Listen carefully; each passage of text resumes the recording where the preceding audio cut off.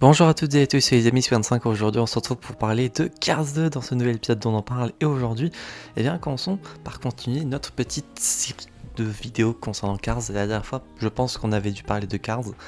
J'ai dit ça dans le doute parce que je sais pas quand est-ce que la vidéo va sortir. Aujourd'hui, nous allons parler de Cars 2 qui se déroule quelques années après du coup Cars. Le film est sorti en 2011, pour ceux qui voudraient savoir. Et dans ce film, commençons directement par le résumé.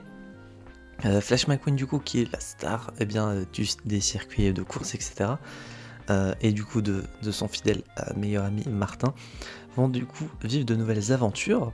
Pour le coup ils vont participer, Flash va participer au Grand Prix mondial qui est du coup un petit tournoi de 3 courses organisé par je vais chercher son nom parce que j'ai oublié,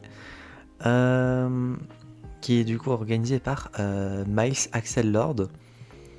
Et du coup, l'objectif de cette course, du coup, c'est de découvrir qui est le meilleur coureur dans 3 pays différents. Sir Axel Lord, du coup, est du coup celui qui a inventé l'alinol,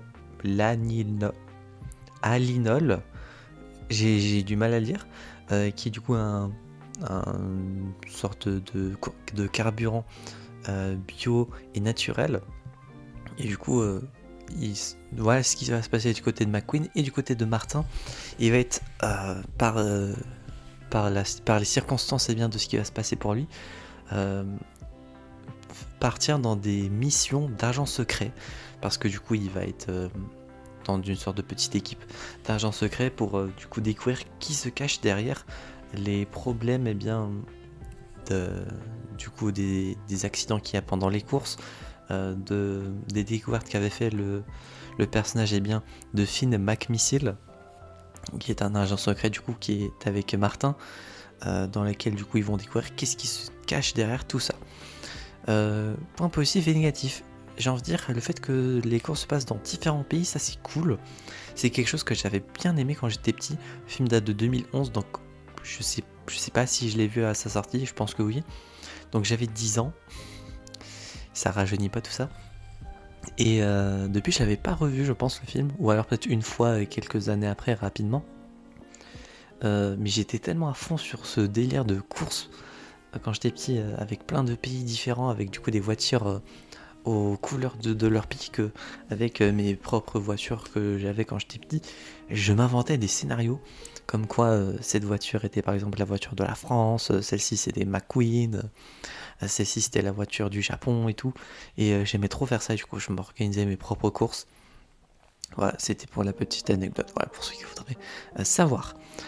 Concernant d'ailleurs les autres points positifs et négatifs, je trouve que le film a une bonne durée, 1h46, c'est légèrement moins que le premier, mais on ressent pas forcément ça. On ressent pas du coup le fait que ça soit court, au contraire c'est une durée correcte. Le fait que Martin vit ses propres aventures de son côté, en plus en tant qu'agent secret, alors il est à l'opposé total d'un agent secret, le contraste est cool. Et du fait qu'on découvre du coup plein de gadgets ou de dispositifs dans ce milieu là, c'est bien en plus pour du coup des voitures quoi. Donc c'est bien du coup de voir comment tout un matériel d'agent secret peut être adapté pour des voitures, et ça c'était cool. Concernant les autres persos introduits, j'aime bien le personnage de Finn, même si pour un agent secret des fois on peut se demander s'il est pas très futé des fois, au vu que Martin est trop honnête dans sa démarche, il se rend pas compte qu'en fait il n'est pas du tout agent secret.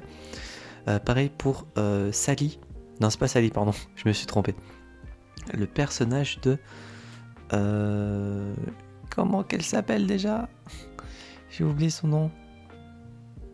Je recherche, ne vous en faites pas. McMissile, Sally. Voilà, c'est comment ça? Ah oui, Holly Shiftwell. Je sais pas pourquoi j'ai eu un bug comme ça. Mais oui, j'aime bien la perso.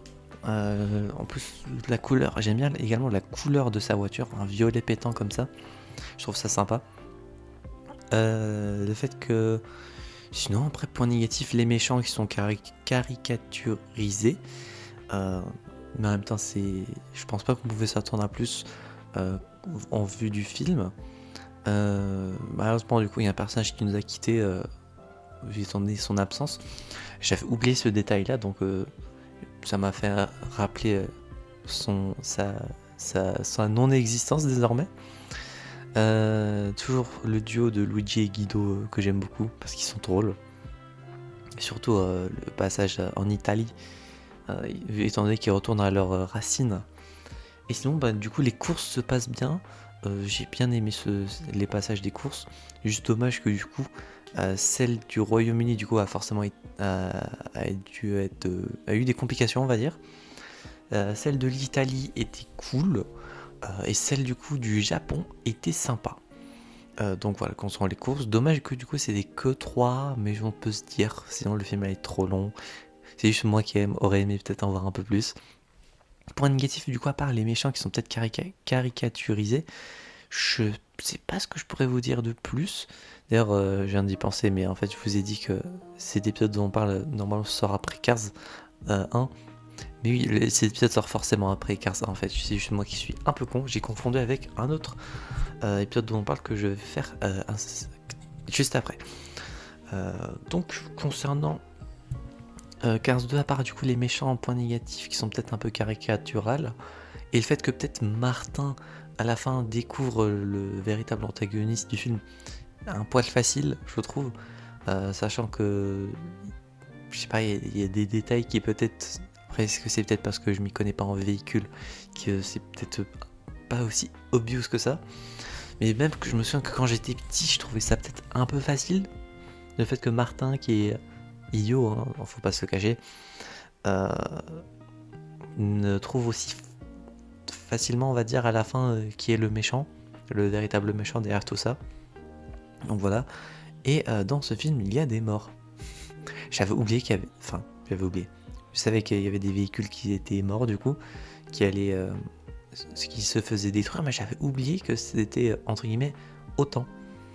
Donc c'est des voitures, donc on se dit oui, c'est des véhicules, donc il n'y a pas forcément ce côté humain qui fait qu'on peut se voir dans une voiture.